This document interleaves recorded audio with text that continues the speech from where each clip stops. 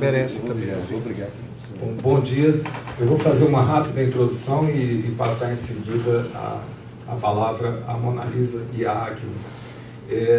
Nesse comunicado, a gente trata do seguinte, partindo daquilo que o Leibniz chamou de atos cognitivos, o antropólogo Roberto Cardoso de Oliveira, num artigo de 1986, ele enfocou e ressaltou o papel dos atos de olhar, ouvir e escrever no trabalho do antropólogo. Essas ações capazes de formar conhecimento durante o trabalho de campo e na composição dos relatórios de pesquisa merecem exame sempre atualizado, como tem acontecido nas ciências sociais e também nas pesquisas etnográficas com práticas de música.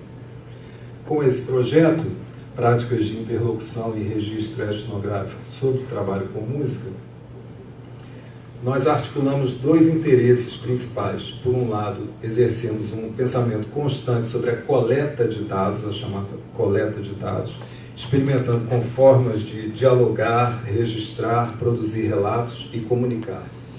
E por outro, com essas atividades de pesquisa, focalizamos o trabalho musical, com sua economia e seus problemas específicos, suas ambivalências, sua potência de gerar formas de ação e organização que por vezes parecem divergir do habitual e da reprodução social. Numa primeira fase do projeto, a partir de julho desse ano, começamos com o investimento em ouvir pessoas que trabalham com ensino de música, a fim de registrar suas narrativas, analisá-las textualmente e avaliar os resultados dessa escrita acadêmica junto aos próprios interlocutores.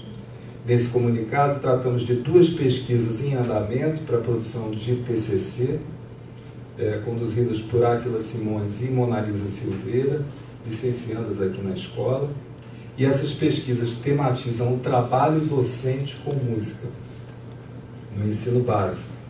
10 professores de escolas públicas foram entrevistados pelas pesquisadoras e 4 participaram também de uma mesa redonda, a primeira de uma série que o projeto vai promover, para a exposição de suas ideias sobre a atuação no magistério e discussão com estudantes, professores e pesquisadores em formação. Então, a gente apresenta aqui uma seleção de registros do que foi ouvido nos diálogos com docentes, e alguns resultados parciais dessa produção da Mona Lisa e da Áquila.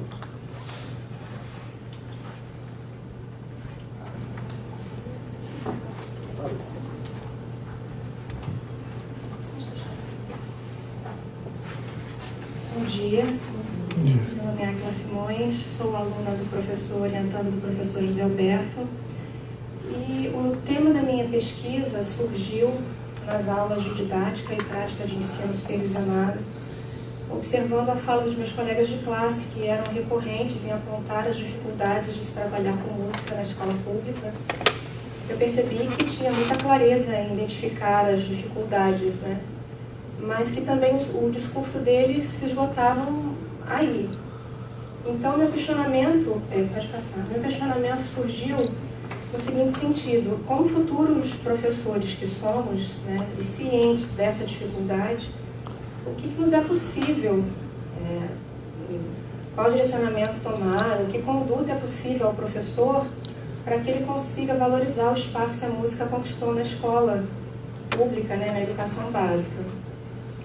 Mas, me atendo às práticas de interlocução que usamos, sob orientação do professor José Alberto, eu fazia visita às aulas desses professores e eu colhi dados em áudio, fotos e também anotações particulares das aulas desses professores. E aqui eu tenho algumas fotos de escolas que visitei, que possuíam sala própria de música, instrumentos. Pode passar. Essa escola não tinha sala de música, a professora leva o teclado até a sala de aula e não fica nítido, mas na foto à direita, no alto, ela trabalha com composição É um trecho onde ela pede para que os alunos façam uma composição de 10 compassos. As crianças têm noção de notação musical. Pode passar. No segundo momento, para a coleta de dados, 5 minutos. Na verdade, 5 minutos eu tenho? É porque 10 total, já foram 5. A gente vai... já foram 5. No segundo momento, a gente utilizou como coleta de dados o encontro, que é um projeto do professor José Alberto, intitulado Rodas para Pensar. Nós conseguimos reunir os professores participantes dessas entrevistas e também licenciandos, alunos da escola que agregaram a essa coleta de dados, trazendo questões além das nossas. E uma terceira coleta se deu através de questões que eu enviei por e-mail aos professores. Pode passar. As fotos da roda de conversas, Roda para Pensar. E, por último, eu enviei 2 questões por e-mail aos professores, e uma delas eu listei o que chamei de fatores, fiz uma lista de alguns fatores e pedi para que eles enumerassem em ordem de prioridade que eles achassem relevante a prática docente para a valorização da música na escola pública. E, em primeiro lugar, eu somei depois esses números em ordem e, na verdade, em ordem inversa, né? O número mais baixo representa o mais alto no gráfico. O planejamento de aula apareceu em primeiro lugar, a gestão em sala de aula em segundo, a pesquisa e tocar instrumentos em sala de aula empatados em terceiro, depois aprimoramento técnico, empatados também diversidade de metodologia e experiência prévia, e algum outro fator, só um professor citou que, segundo ele, é também relevante à prática docente, o bom relacionamento com os alunos. Foi o único fator extra apontado. Conquistar esses alunos para a aula de música, segundo ele, é importante a prática e valorização da música na escola pública. É isso, agora eu faço minha analisa.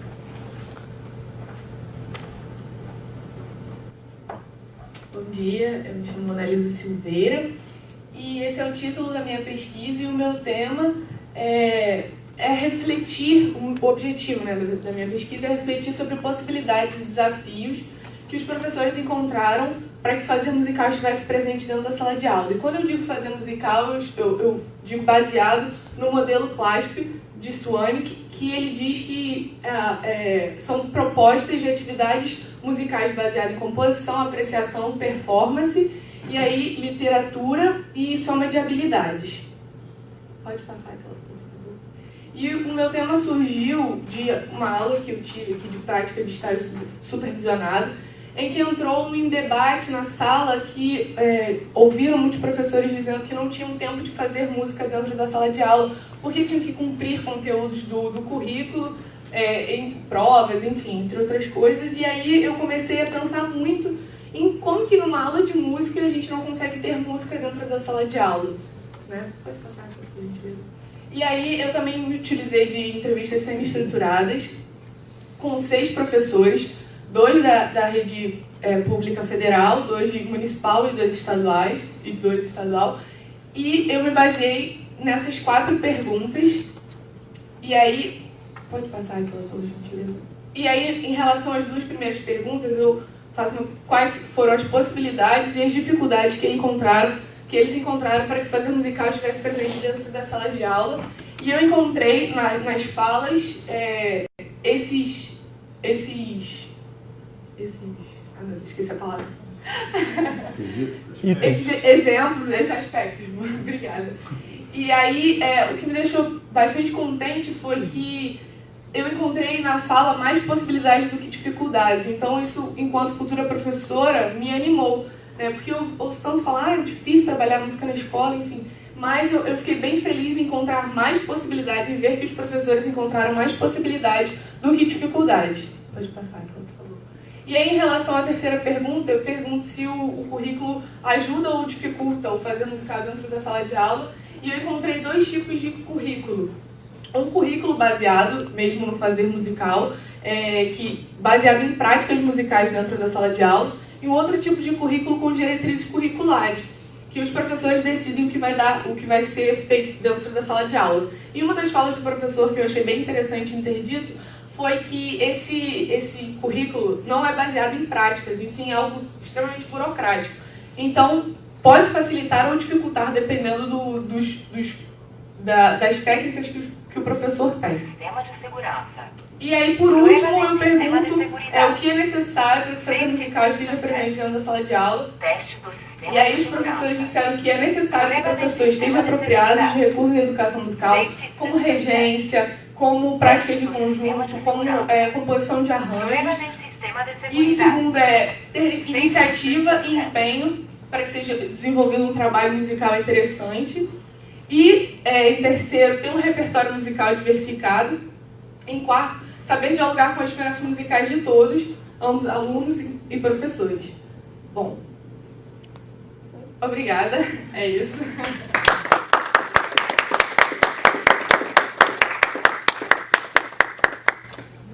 Perguntas? Comentários? Dúvidas? Quem deseja?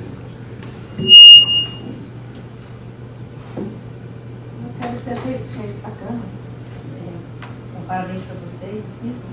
E eu achei uma coisa que eu fiquei pensando, que vocês gostaram de gráfico, ele falava do planejamento como uma coisa número 1, né? E aí eles falaram da diversidade metodológica. Não seriam duas coisas que estariam ligadas dentro do planejamento, ou seja, aí? Na verdade, os professores,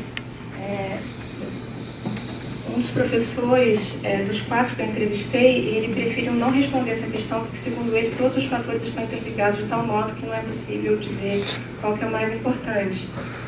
O que também eu fiz constar na pesquisa, né? Mas, de qualquer modo, embora o planejamento tenha aparecido em primeiro lugar, em todas as falas também fica muito evidente que ele é apenas um norteador, mas que no curso da aula o seu planejamento pode ir por água abaixo, e por isso é importante que você tenha diversidade de metodologias para conseguir administrar a aula da melhor forma possível. Mais alguém? Eu tenho uma pergunta. Vocês acham que as escolas municipais, no caso, né? Estadual, federal e municipal. Ah, federal também. Tá. Elas estão oferecendo boas estruturas, porque eu vi que poucas dificuldades apontavam para esse quesito, né? A não ser a acústica da sala. Elas estão oferecendo, então, uma boa estrutura para os professores, em termos de equipamentos, de instrumentos, ou você acha que foi uma coisa que os professores preferiram não tocar nesse assunto, não sei.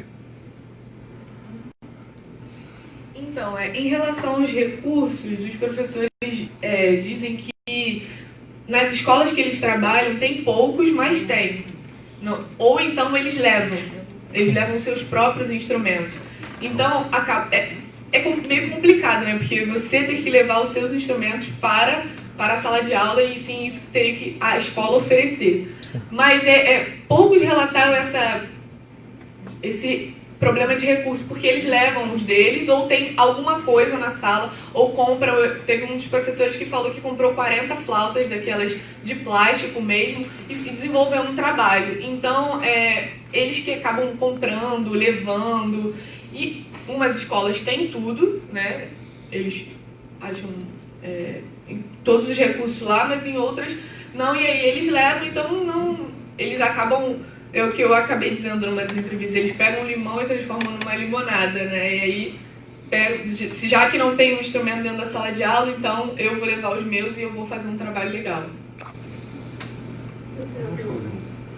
Como é que vocês... qual foi o critério para escolher as escolas? Bom, na verdade, eu não pensei... A gente pensou em um professor, pelo menos, de uma rede estadual, né? Um de cada. E as escolas eu não escolhi. Eu só pensei nos professores, na diversidade pelo tempo de experiência. Isso foi um fator que me pesou bastante. Então, eu procurei professores de redes diferentes e experiências diversificadas, né? Para que eu tivesse... Porque, na verdade, o meu interesse é conhecer como esse professor está administrando a música na educação básica, né? E, para minha surpresa, na fala de todos eles consideram que a música é valorizada, sim, que a direção tem valorizado o ensino da música na escola, embora não tenha, um pouco respondendo a pergunta dele ainda, No meu caso, só uma escola que eu visitei tinha espaço próprio para aula de música, o professor carregando o instrumento para cima e para baixo, é uma dificuldade muito grande, mas ainda assim eles conseguem encontrar um apoio político maior, de compra de instrumento, por exemplo. Eles encontram mais espaço em reunião de professores, conselhos de classe. Os professores de música estão tendo um pouco mais de espaço, de voz e vez e fala, entende? Mais alguma pergunta? Parabéns.